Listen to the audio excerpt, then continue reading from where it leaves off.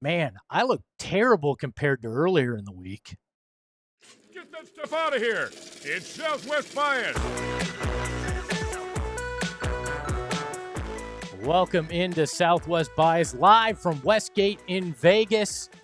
And yeah, it's NBA Summer League, and I'm back in the saddle. I'm not sure what I missed because it feels like next to nothing and everything happened while I was gone. But yeah, can the internet just calm down? Can the internet just stop it? I mean, earlier today, reports about the discontent with LeBron and the Lakers came out, and it was pretty clear that LeBron isn't happy. And I get this. This is an Arizona sports show, and we're going to get to it. Because you know what happened. I mean, we talked about this last week. Now that the LeBron stuff is heating up, everybody pivots to, well, Bradley Beal hasn't been bought out yet. Does that mean LeBron's coming to Phoenix? Does that mean what they were waiting for? Is that it? No. Knock it off. LeBron James isn't coming to Phoenix.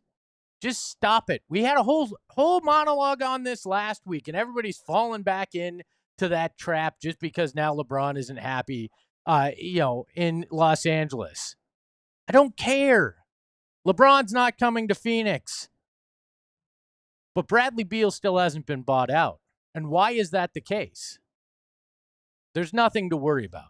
We're out here in Las Vegas for NBA Summer League, and we talked about ESPN's Bobby Marks yesterday, and he made it very clear that both sides want to get it done, and that this is simply just kind of finer points in a negotiation.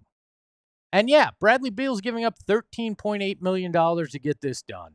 So maybe it'll take a little bit of time to decide where he's going, what money he's getting there, and how he feels about it. And he holds all the cards. So if he wants to drag his feet just to screw with people, he could. Do I think he's doing that? No. Because Bradley Beal's a good guy. But honestly, everybody panicking about this, it's not a big deal.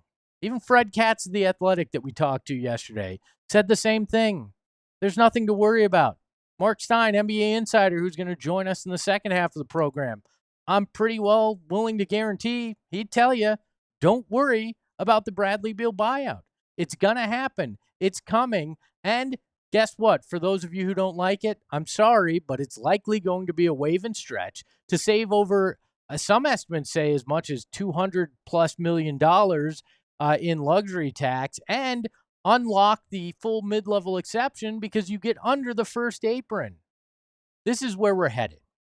And you know what they're going to add? They're likely going to add a point guard when this is all said and done. Malcolm Brogdon's been brought up. DeAnthony Melton. There are plenty of options that the Phoenix Suns can chase. And just like we said last week, I still don't think it's going to be Chris Paul. Everything I've heard is that's just likely not going to be a marriage that's going to happen. That the Clippers are more likely to happen even if they add Bradley Beal. And I'm okay with that. I think the Suns need to commit to the youth movement. I think they need to figure out how many minutes they can get Jalen Green and Devin Booker and even Colin Gillespie and whoever this other point guard that they sign is. Moving on and not going backwards is what this offseason's all been about. And part of that moving forward is Devin Booker's extension. And people, I cannot believe the national media and the visceral reaction to Devin Booker's $145 million extension. It's all slotted. I don't know why. It's not like the Suns went out of their way to negotiate paying him this much, and the fact that now he has the richest contract in NBA history per year, which will change probably before next season. The next max guy to sign is going to make more money than him. Nikola Jokic, whether it's this year or next year that he signs, is going to make more money than Devin Booker. By the time this kicks in, Devin Booker probably won't be a top 20 paid player based on yearly salary. So why everybody is freaking out on a national level, acting like both Devin Booker and the Suns made some crazy miscalculation, There's even national pundits suggesting, well, they should have waited 2 or 3 years before they tried to extend him and just see what happens. You know what happens then? You piss off your superstar. You upset somebody who has been loyal to your franchise since day one. Believe me, I know. I was out here for the first summer league with Devin Booker. Interviewed him behind the scenes as a young guy, rookie coming in to summer league. And this kid was thrilled to be here then, and he's thrilled to be here now a decade later when he's a man leading this franchise, when he's the all-time leading scorer. Loyalty is important, and it's underrated. And it also sends a message to plenty of other people around the NBA that, yeah, sure, as an organization, we moved on from Kevin Durant. And we're going to move on from Bradley Beal. But guess what?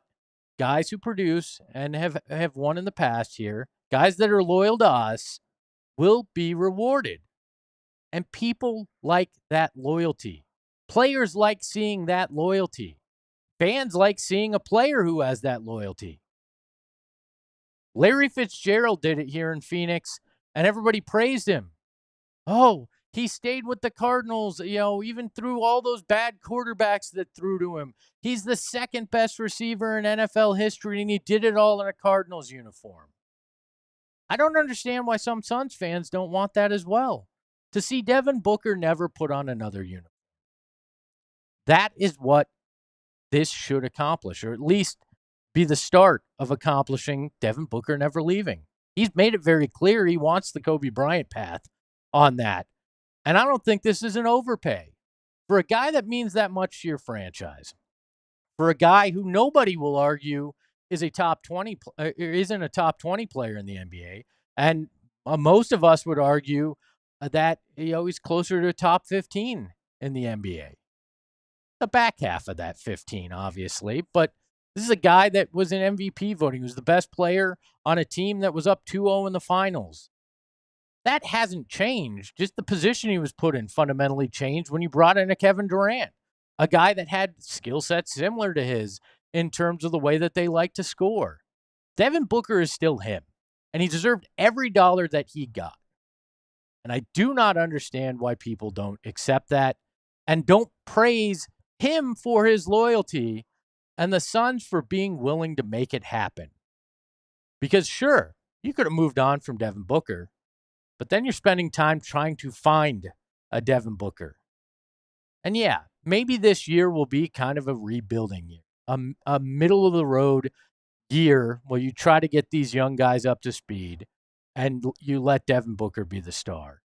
But anybody saying that Devin Booker is simply going to be Bradley Beal in Washington does not understand what this team's trying to accomplish, does not see the path that they've set forward, and does not realize how much cap space they'll have in 2 years to be able to spend. And I know, $20 million in dead money from Bradley Beal, that's going to tank free agency. Guess what? You got an owner who will go over the aprons, will spend, and that $20 million won't matter all that much. And that percentage of that cap is going to continue to drop year in and year out. So yeah, LeBron ain't coming.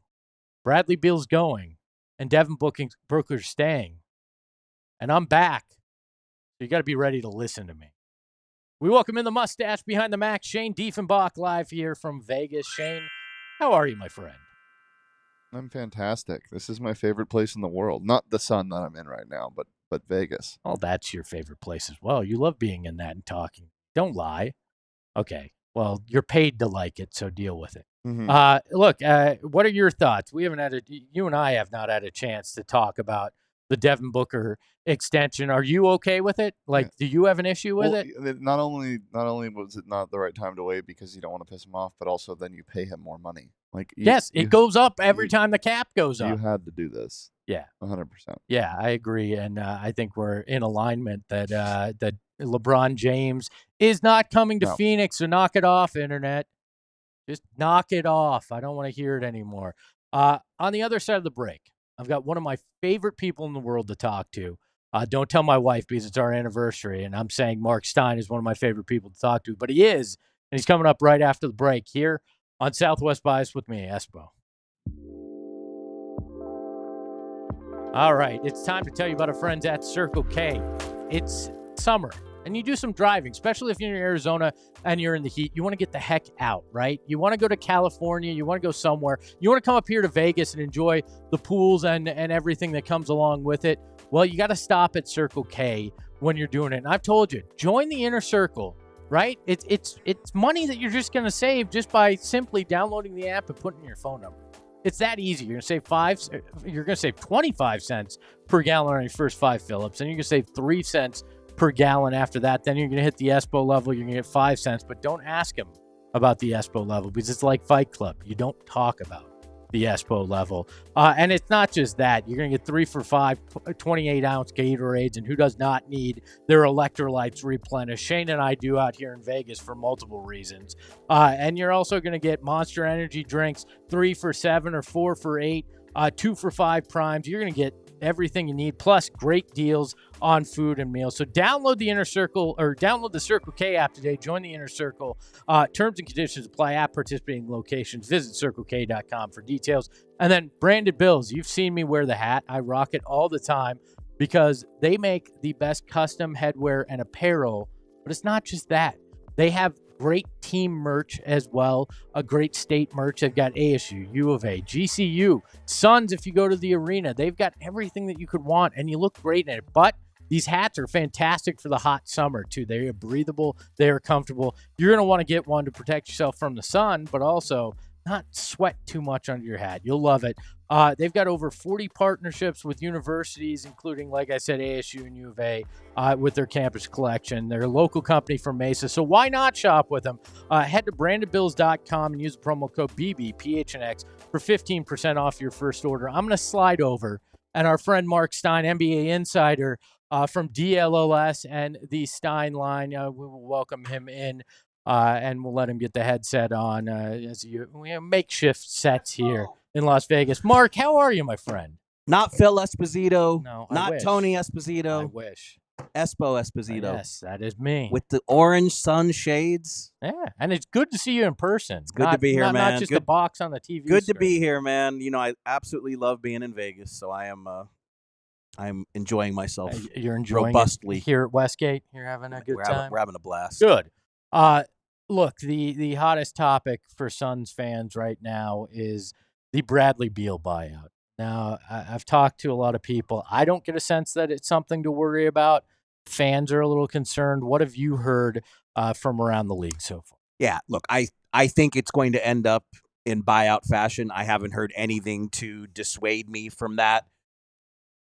But fans worry because they care. And Very this true. is one of the most significant unresolved matters in NBA free agency. And as Jake Fisher put together beautifully, he posted a story earlier this week on my Substack about it.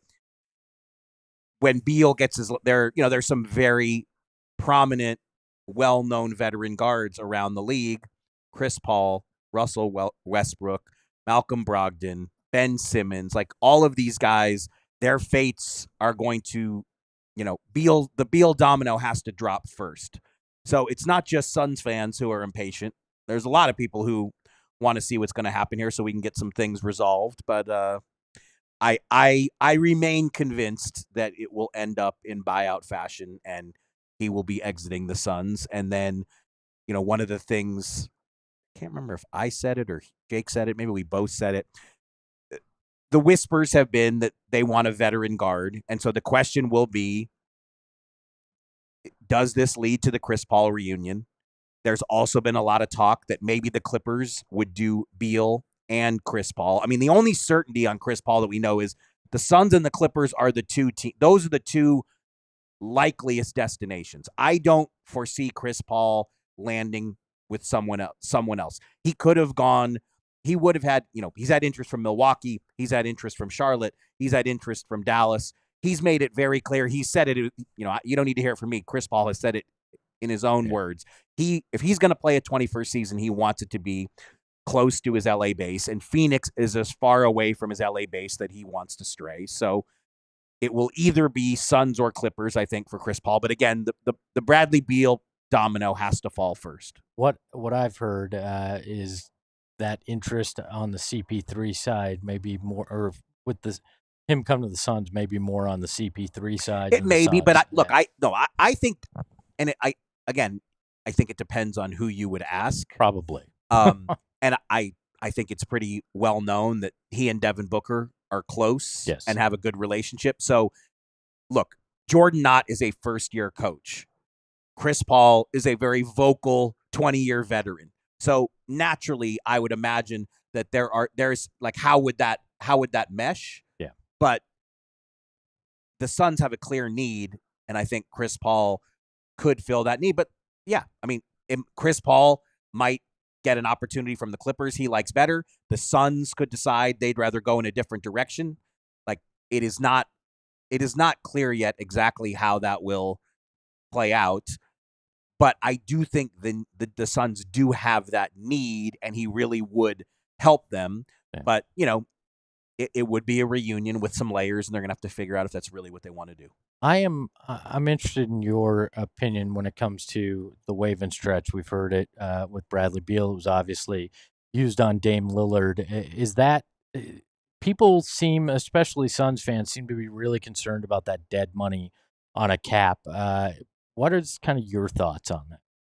Well, I think the concern stems from the fact that, like, now again, you're asking me cap questions, which I don't have their cap situation memorized like I should. No, I don't need specific numbers. I believe they duck under the second apron if they do the wave and stretch, but it doesn't give the Suns a slew of dramatic benefits right off the top. But like, that rumble has been there kind of since before the draft, that the Suns would like to get under the second apron. Yeah. So if a wave and stretch gets them under the second apron, yeah, it's going to be a number in the 18 million range that sits on the cap for 5 years.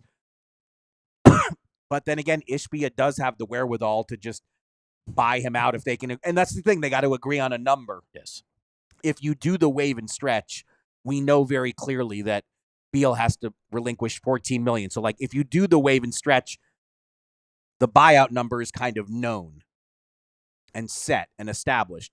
If they don't do the wave and stretch, theoretically, does that complicate the buyout negotiations? Because then it's harder to fixate, laser in on a number. I feel like Devin Booker could just give him the $14 million after that contract extension he signed. What were your impressions and the impressions? Totally expected. I mean, the number floors people, so that's why I think you're asking me the question. But This is 0% surprise. I mean, I think I wrote it in May that it was a known April, May. I don't even remember when it was. I mean, it was, everybody knew Devin Booker was getting this deal. It's just a matter of where is the cap going to land. Like, even the reported number, I don't think that is exact. We can't give you a reported number yet until we see exactly where the salary cap falls, because the projections now are that it's only going to go up 7% next season. But whatever the number is, it's going to be between 135 and 150, and Devin Booker will be doing just fine. Yeah, I think people struggle with the thought that, he's the highest, he has the highest salary per year based on that extension. But somebody else will be that guy. I mean, Shea just said that, and then Devin beat him, and the next guy will be next. Summer there will be someone new, and the summer after that, and the summer after that, and it's just this is the reality. So what do you? But listen. I mean, I think I've told you this before. My favorite team in sports is Manchester City, and I worry about every little thing too. So It's like I totally get it. Like, my team just came here for the Club World Cup in the United States, and they're playing games at 3 p.m. in Orlando, and I'm like, throwing things. The heat. This is horrendous. What's it going to mean in August? So like, I totally get it. The Beal signing hasn't happened yet, so naturally people are going to be like, "What's up? What's going on?" But I do think that it's going to end up the way we all think it's going to end up. Yeah.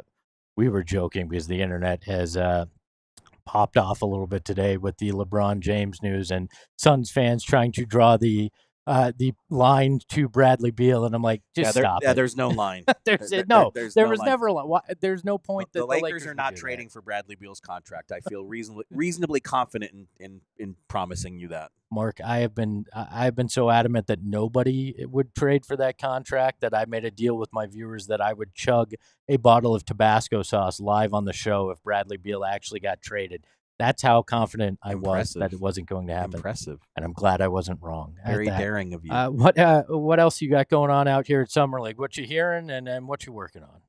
Well, we got a great show later today on DLS Mavs because we're going to have Ryan Nebhard, the Mavs rookie sensation, is scheduled to join us. So we are very excited about that. And like I said, honestly, I love being here. Summer League is very meaningful to me personally. The very first day, I was just telling some of my DLS colleagues some of these stories that I was, their eyes were glazing over as I was boring them to tears. Now it's your turn.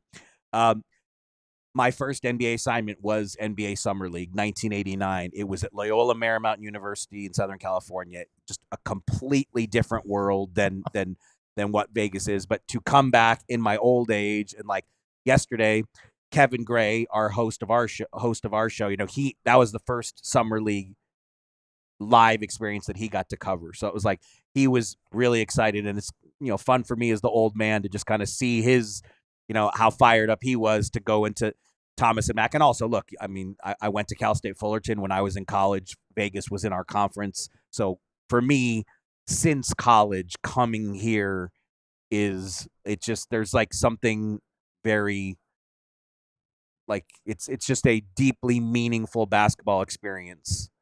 And to do it like this, where we actually have a home and get to do all these shows, it's a lot of fun. What's your best Summer League story that you can actually share?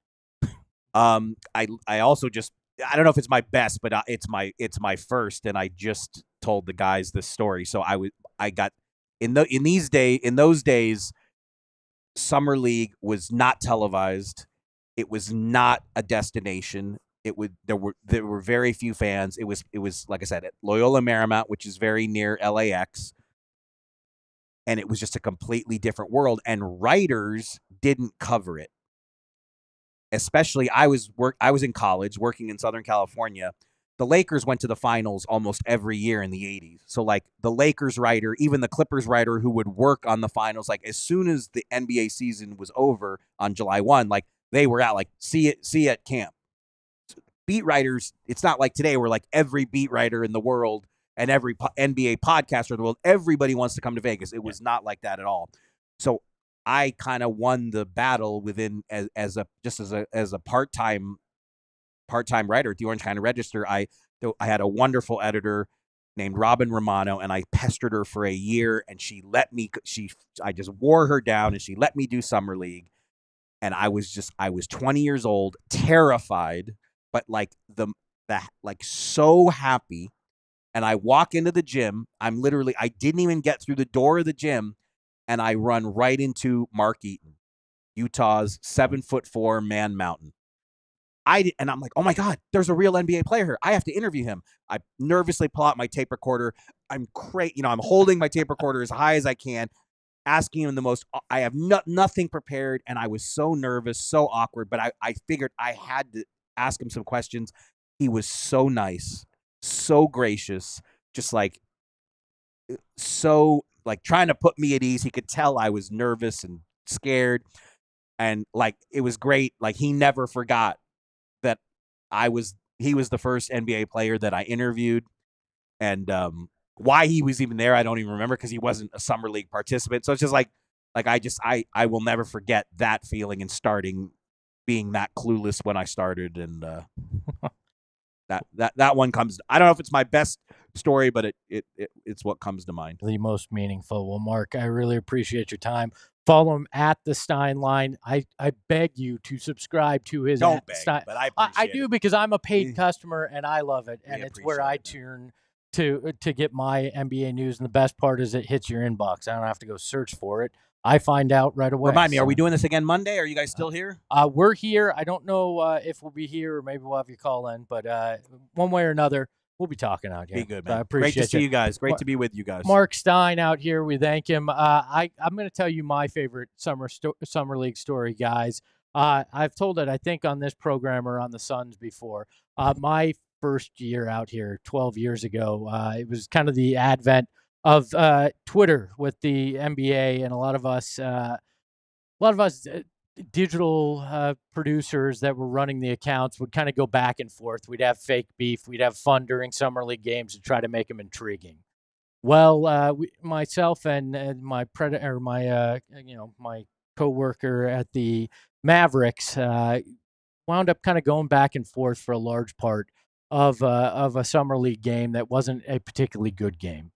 And all the Mavericks big men had fouled out, and I made some crack from the Suns account that maybe if Mark Cuban invested in some big men on Shark Tank, they wouldn't have this roster problem right now in their summer league, something to that extent. Mark got angry at that tweet, and I thought my career in the NBA was over. But luckily, cooler heads prevailed. Mark was really cool, but we actually caught up with him yesterday. And I finally got to thank him for not getting me fired from the NBA. With PHNX, I used to run the Suns Twitter account back in 13 years ago. I wanted to thank you because Summer League, probably about 12 years ago, me and the Mavs account were going back and forth, and I made a Shark Tank joke that upset you, and you didn't get me fired. I would never do that. I would never. Well, Mark was gracious, and that was just one sarcastic part of our interview. Really great interview coming up on the PHNX YouTube page where Mark talks about how he kind of helped Matt Ishbia when he joined the league, saw a little of himself in Matt, and how exactly it is to be an owner that wants to come in and make big moves and make your splash with the team, and how to kind of balance that and eventually turn into a winner. Great conversation with Mark Cuban coming up on PHNX's YouTube page later today. I want to thank Marc Stein for joining me. Shane, was there anything in the chat that we need to address today? No, the chat's just being nasty today. Oh, come on, guys. I mean, respect. Not to me, right? No. I've been gone for a week. I hope you're not being nasty to me. You want to be nasty, go tweet Bo Brock, all right? Here's what I'll say. They deserve to be nasty today because we are a little nasty with the thumbnail. Oh, that's true. We did a little bait and switch. Yeah. We did, because I told you what the thumbnail implied isn't going to happen. It's not going to happen at all. He is Shane Diefenbach, the mustache behind the Mac. Follow him at Shane Dief. You can follow the show at PHNX_sports. You can follow me at Espo. And remember, just because a superstar's disgruntled doesn't mean the other team's going to trade for your bad contract. Ahoy hoy.